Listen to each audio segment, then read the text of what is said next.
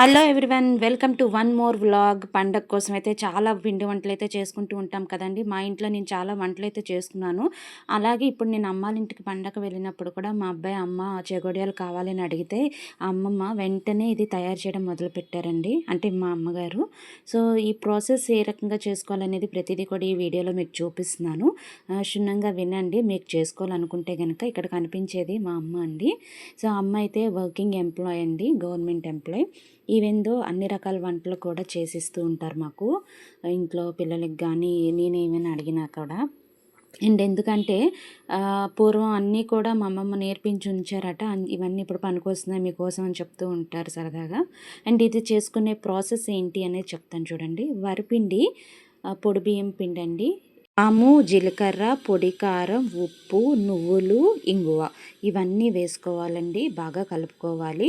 ఏదైనా చెక్క బళ్ళు ఉంటే కలుపుకోండి, చేతికి అంటుకుంటే బాగుంటుంది. అండ్ ఇందులో మరి ముఖ్యంగా ఇంపార్టెంట్ ఏంటి అంటే కనుక వేడి నీళ్ళు. ఈ పిండి ఏదైతే ఉందో వేడి నీళ్ళతో కలుపుకోవాలండి. ఒక గ్లాసుకి గాను 2 గ్లాసులు వాటర్ అనేది కంపల్సరీగా వేసుకోవాలి. సో ఫస్ట్ ఒక గ్లాస్ వాటర్ వేసుకొని మీరు నెమ్మదిగా కలుపుకుంటూ ఉండండి చూపించిన విధంగా.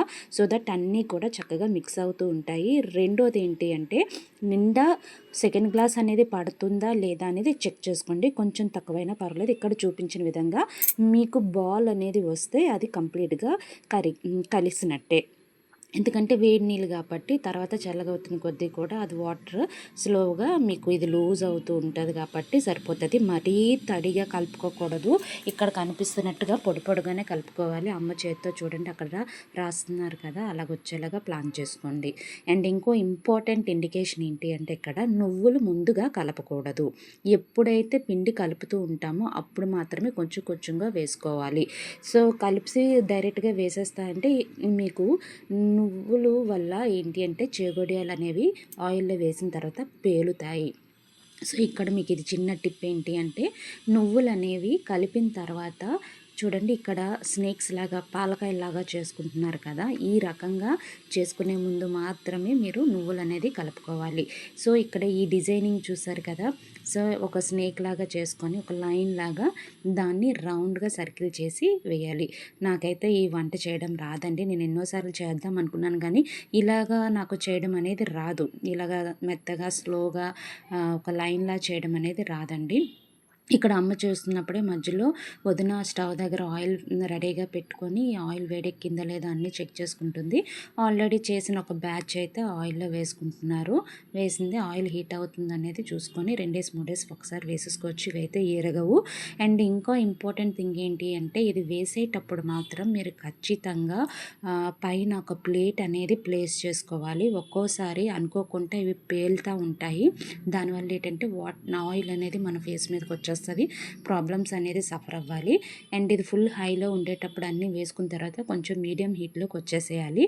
అది వేగుతున్న క్రమంలో అమ్మ మళ్ళీ సెకండ్ బ్యాచ్ అనేది ప్రిపేర్ చేస్తూ ఉన్నారు. వదిన అటు ఇటు కలుపుతూ ఉంటే నేనేం చేస్తున్నాను, వీడియో తీస్తున్నాను స్టైల్గా. సో నాకు ఇది చేయడం రాదని చెప్పాను కదా, ఒకవేళ తెలిస్తే కనుక నేను ఎప్పుడో ఇంట్లో ఇది చేసేదాన్ని. ఇలా అమ్మ ఈ సర్కిల్స్ కూడా రెడీ చేసి ఉంచుకుంటున్నారు. ఇలా చేసుకోవడం అనేది చాలా స్మూత్గా చేయాలండి. లేదు అంటే ఆ పాలకాయ అనేది కిందనున్న పీటకి అంటేయడం వల్ల మనకి నీట్గా రాదు. సో వీళ్ళందరికీ బాగా అలవాటు కాబట్టి అమ్మలకి బాగా వచ్చుసు. అండ్ ఇది వేగిందా లేదని మీకు ఎలా తెలుస్తుంది అంటే బబుల్స్ ఏవైతే ఉన్నాయో కంప్లీట్గా తగ్గిపోతాయండి. అండ్ కలర్ కూడా వచ్చేస్తుంది. అండ్ మోర్ ఓవర్ ఏంటి అంటే ఆ బబుల్స్ అన్నీ తగ్గిపోయిన తర్వాత మీరు కంపల్సరీగా అది అవుట్ చేసుకోవాలి. ఈ మధ్యలో ఇవి చేస్తున్న మధ్యలో ఇంటికి రిలేషన్ వచ్చారండి, అక్క బావగారు. అక్క వాళ్ళు హైదరాబాద్లో ఉంటారు. పండగ కోసం వైజాగ్ వస్తే అక్కడ నుంచి మా అమ్మ ఇంటికి వచ్చారు అమ్మని చూద్దామని. సో ఇది ప్రిపేర్ చేసే క్రమంలో ఇది సరిగ్గా వేగి ఉన్నాయి కాబట్టి బావగారికి అక్కకి తినడానికి అండ్ అమ్మ కూడా కొన్ని పార్సల్ చేసేసి అక్క వాళ్ళకి ఇచ్చారు, హైదరాబాద్ తీసుకొని వెళ్ళారు. అండ్ మోర్ ఓవర్ ఏంటి అంటే సెకండ్ బ్యాచ్ కూడా రెడీ అయిపోయింది. ఈ సెకండ్ బ్యాచ్ వేసే ముందు ఏం చేయాలి అంటే మళ్ళీ హీట్ అనేది పెంచుకోవాలి. సో ఆయిల్ అనేది ఫుల్గా హీట్ అయిన తర్వాత మీరు మళ్ళీ ఆ సెకండ్ బ్యాచ్ చెగోడీలు అనేవి అందులో వేసుకోవాలి. మీరు ఇక్కడ గమనిస్తే చూడండి, ఎప్పుడు అవసరమో అప్పుడే నువ్వులు అనేవి వేస్తున్నారు, ముందుగుండా వేయట్లేదమ్మ. ఎందుకంటే చెప్పాను కదా ఆల్రెడీ అది ఇంతకుముందు అలాగే పేలేవంట.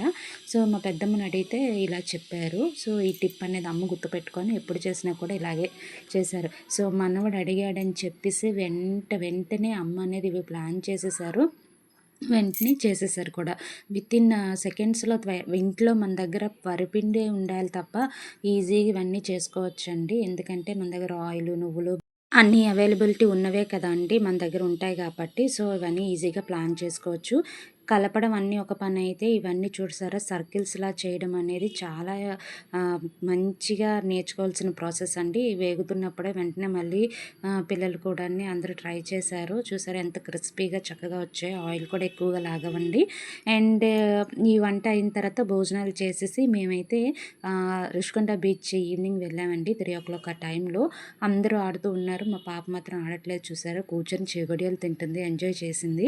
సో మరి ఈ పండగకి మీరు ఏ రకమైన వంటలు చేశారు? అండ్ ఎక్కడెక్కడికి వెళ్ళారు? మీరందరూ పండగ బాగా సెలబ్రేట్ చేసుకున్నారా లేదా? ఇదైతే కనుమ రోజు చేసామండి మేము. ఈ చెగోడియాలు అనేవి అలాగే చేసేసి వెంటనే బయటికి అయితే వెళ్ళడం జరిగింది. ఈ పండగ మీరు ఏ రకంగా సెలబ్రేట్ చేసుకున్నారో నేనైతే చాలా హ్యాపీగా ఎంజాయ్ చేశాను. So thank you. టాటా.